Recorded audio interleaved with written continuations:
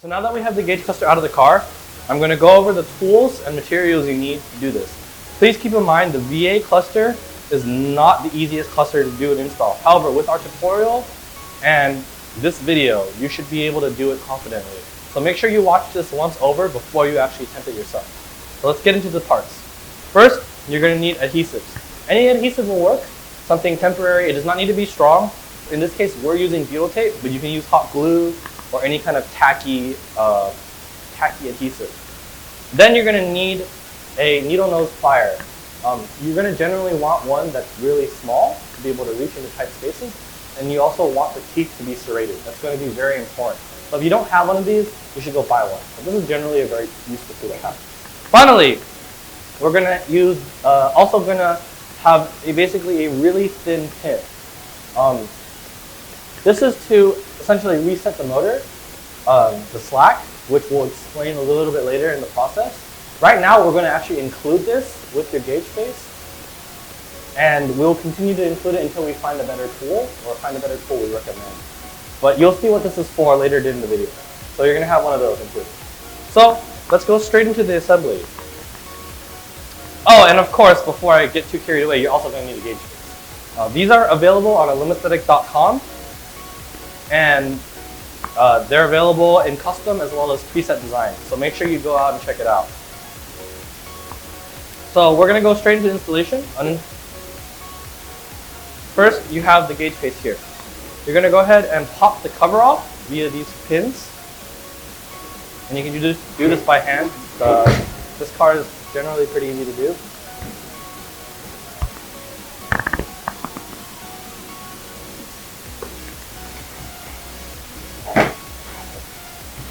Just like that. And now, this is kind of where the tricky part goes. This is the hardest part about the process. And as long as you listen carefully, you shouldn't have a problem. So, the objective of this install is to get these needles out without that metal shaft coming out. So, this is an example. You do not want this piece to come out of the motor. You want it to come out like this. So you just want this piece to come out with this staying in the motor. So, basically one of two things will happen. Either the shaft will start coming out, or the needle will be completely separated. One way to check, and we haven't really figured out in what situation what happens. It's kind of just been luck in our experience. But what we're going to do is we're going to explain to you the ideal scenario, and then what to do if the inevitable happens, which is the motor comes out. So first, what you're going to do is you're going to take mental note of your current needle position. All the needles should either be pointing straight left, for the big ones, and straight down. This is important to make sure that the calibration is correct when you reinstall the needle. You're going to notice that I cannot push this down any further without using any real force. So you're going to see that there's stops, physical stops. Same thing with the fuel gauge. Stops here, and then stops somewhere in this middle area. And this is going to be important later for recalibration. Right? So now what I'm going to do is I'm going to go through these needles individually to kind of give you an idea of what it's like. So I'm going to go ahead, use a little force, and push this needle past its normal calibration point. I'm going to twist and put it over this one just so I can clear it. I'm just going to twist, and I'm going to feel for resistance. If I feel resistance, then I'm going to need to get my pliers ready. If not, what I'm going to basically do, I'm going to get this out of the way, is I'm going to slowly, while twisting, pull up on the needle. And you'll be able to tell whether or not the shaft or the needle is coming out. But it's good to just keep a visual indicator and look at the needle. So I'm just going to slowly pull up, just like this. And in this case, I can tell that it's only the needle is coming out because there's very, very little resistance. And it's just like this. So this is what we would call the ideal situation. This is good. This makes your life easy. However, this doesn't always happen. So I'm going to try this one as well. I'm just going to twist. And this is also very little resistance. So I can just go ahead and straight up pull it. So now we're going to go over what happens if you're not so lucky and the pin just starts to come up. So what happens in that case is you're going to actually listen for a few audio cues. The first one is you're going to hear basically a rubbing noise. when you start trying to twist the needle. So in this case, something similar. It's hard to hear, but you're going to hear kind of like a rubbing noise. And then also you're going to notice that there's a resistance when I do this. It's not going to be as easy to do as the other one. But nonetheless, I'm just going to twist and start pulling up. And it's actually going to be harder to pull up. And that's because the shaft is coming up. So one of the other ways you're going to know the shaft's coming up is you're going to notice there's a lot of play in here, right? If you're doing a needle where the shaft's not coming up, so in like this case, it's nowhere near as much. Like this is the shaft bending, whereas this is literally the shaft kind of just wiggling around. It's a little easier if you have it in front of you. It's hard to just show on camera, but see that. So this one's the shaft's coming up. So I don't know if you can see, but I'm basically slowly pulling it out until I can essentially reach it with the pliers. So what we're going to do is, if you see this clip right here, right, this is under the gauge. It pops out like this. I'm going to go ahead and pop this clip out like this. You see this? This is popped out. And what this will let me do is it will let me grab the shaft as soon as I can reach it. So now I'm going to slowly keep twisting a little bit. And it's very, very important to make sure the shaft does not come all the way out. As long as the shaft stays in the motor, you should be good. We do have a video in case the shaft does come out, but that also makes life a lot harder for you. So I'm going to slowly pull up. Okay. And if you see here, I can see the shaft now, right here.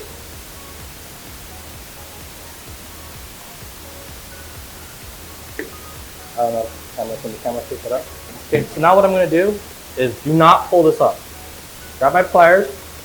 I'm going to squeeze in here. I'm going to grab the shaft, and I'm going to make sure it does not spin. So I'm going to grab it like this, hold it pretty tight, and now I'm going to twist this. And you should kind of feel it break free. And now what I can do is, now that the shaft's not coming up,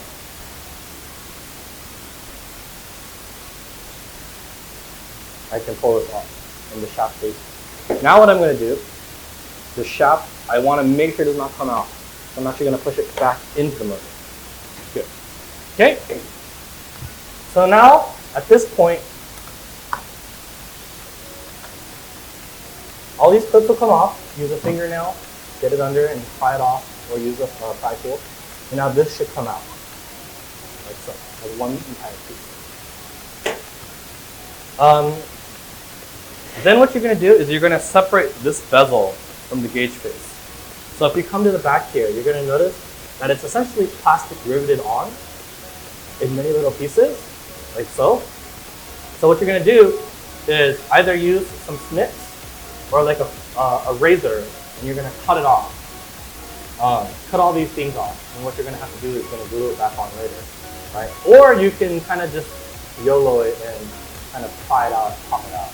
So we don't recommend that because that does run the risk of cracking some of the shaft ring. Because you do want, because the aftermarket cases do actually have guide holes for useful life. So you still want a little bit of help. So once that's off, you're going to go ahead and prep this gauge face. So you're going to mate it to the holes in your face that we've provided. And if you want to paint this, you can also do that for more personalization. Right? And this is kind of where your adhesive comes into play for a little bit. Because those pins to hold it in are no longer there, it would be good to use a little bit of butyl tape, double-sided tape, or very, very little hot glue, and kind of just tack it on there just to make sure it sticks. So I'm going to put a little bit on the flat areas of my gauge.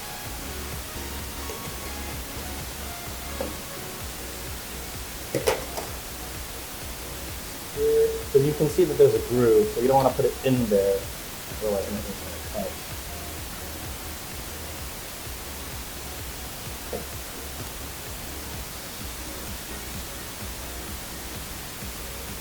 And as a side note, parts of your gauge, depending on how you cut it off, will still snap in.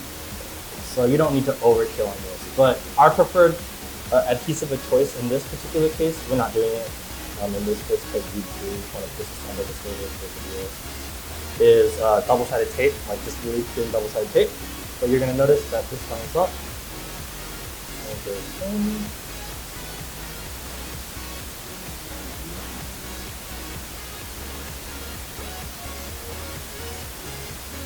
Okay.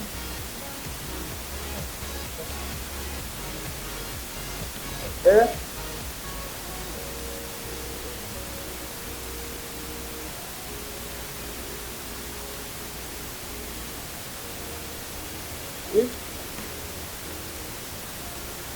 If you got lucky and all the needles came up all the way without the shaft getting pulled out, you can go ahead and skip this. But for those that had to use the pliers, what you're going to notice is if the camera comes down here, you're going to notice that this motor now has a lot more play in the shaft compared to a good one. Which is, I guess, hard to see. This will, you'll notice that this goes up and down way more. And if you don't reset that, that will cause problems. So this is actually a good one right here. You want a little bit of play, but this will cause problems. So, how do we fix that? What we're going to do is now we're going to disassemble the back of the cluster to get to the back of the motor. This involves popping these clips out.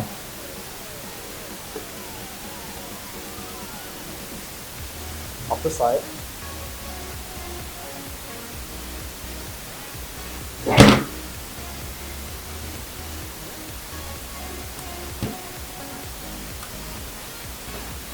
Like so.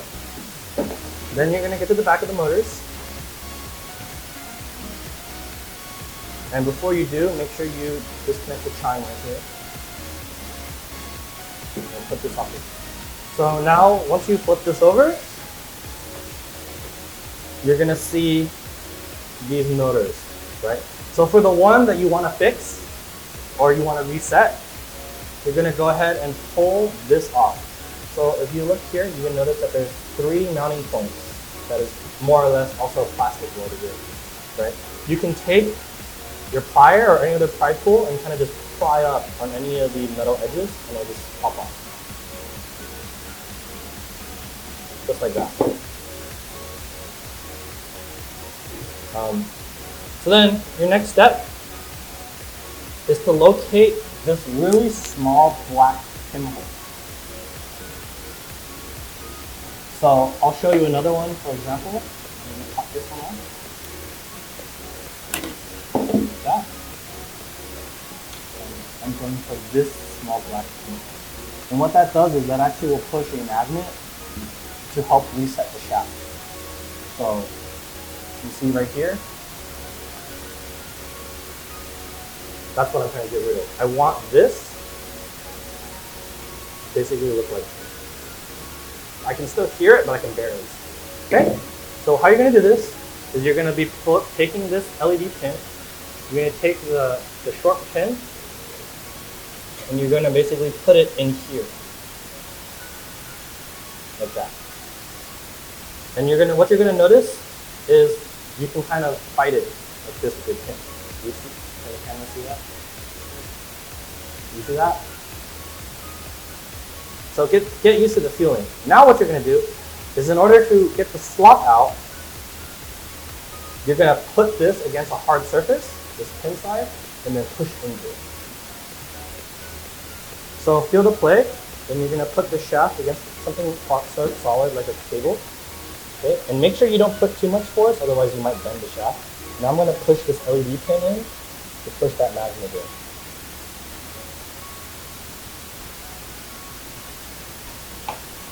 And usually it'll come with an audio cue like that. So it's done. Okay. That worked. That seems to have worked. So in this case, I got it to the right length, and you reduce the play, but there's still a little bit of play, and that's what you want. But let's go into a situation where I may have pushed it in too far. Now there's no play at all, right? In most cases, that will cause binding. So how do I fix that? what I'm going to do is I'm going to grab that same needle I used. I'm going to grab my pliers. I'm going to leave enough room so the pliers can still grab. So I'm going to just go ahead and do this. Okay. Then I'm going to grab my needle, push all the way down, like this. And now I'm going to go ahead and do the same thing I did when I removed the needle. I'm going to grab the needle, twist it, and slowly pull up until that shaft comes back out. Just a bit. Until I have that little bit of play. And you should always be able to hear it. Okay? So I have that play, and you'll notice that the needle now swings freely. Now I'm going to go ahead and grab my shaft again. Like this. Squeeze, and I can remove the needle. And that's how you reset the needle. So once you're done with that, go ahead, get your hot glue, get your butyl tape or any other glue you want. Put them in those 3 corners where those plastic rivets were. And just re-secure them. This. And now you've completed the most difficult part of this install.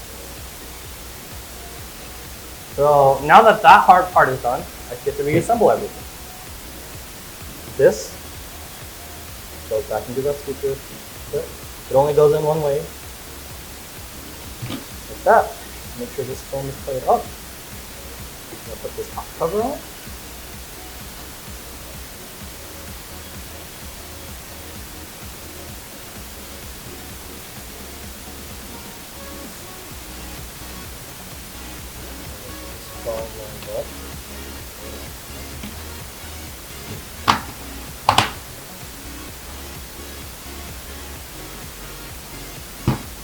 And now we're going to go ahead and start assembling the gauge face. Now we should be on the same point. If you had it the easy way, or you had a hiccup with one of your motors, we should all be at the same point now. So here comes the fun part. We're going to take that gauge face earlier with the bezels on it. Go ahead and put it in place. And this should be a near perfect fit because of the CAD technology we use to make these. These clips, go ahead and put them back in, snap them in place.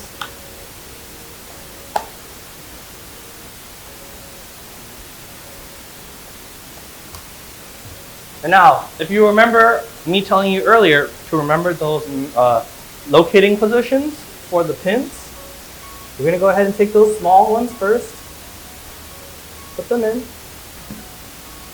and make sure, you'll notice that they have that hard stop point, right? So you're going to go ahead and just have that hard stop point be straight down. And it should line up with your gauge face to both the cold tick mark and the empty position of your fuel gauge. Like that. Okay. Next are going to be the big needles. Same thing, but it's going to be straight left. So I'm going to go ahead and put it in.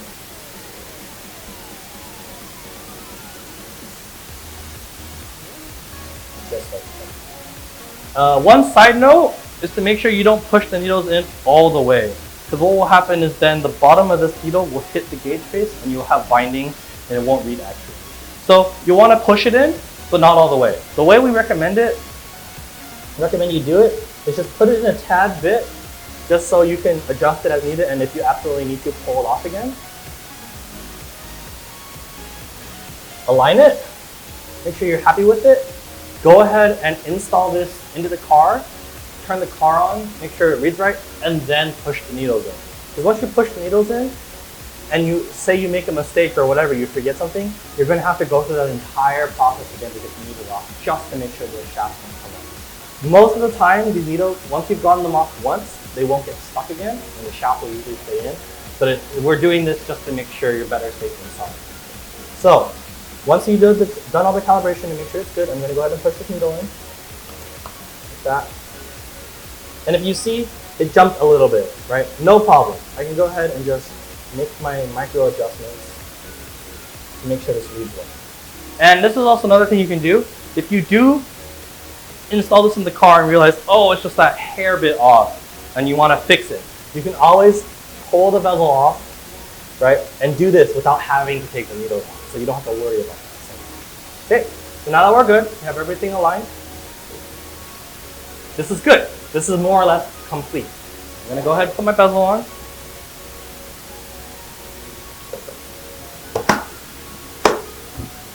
And now we're done. That is how you install the V8 cluster. Now you just have to install it back in the car and enjoy the masterpiece.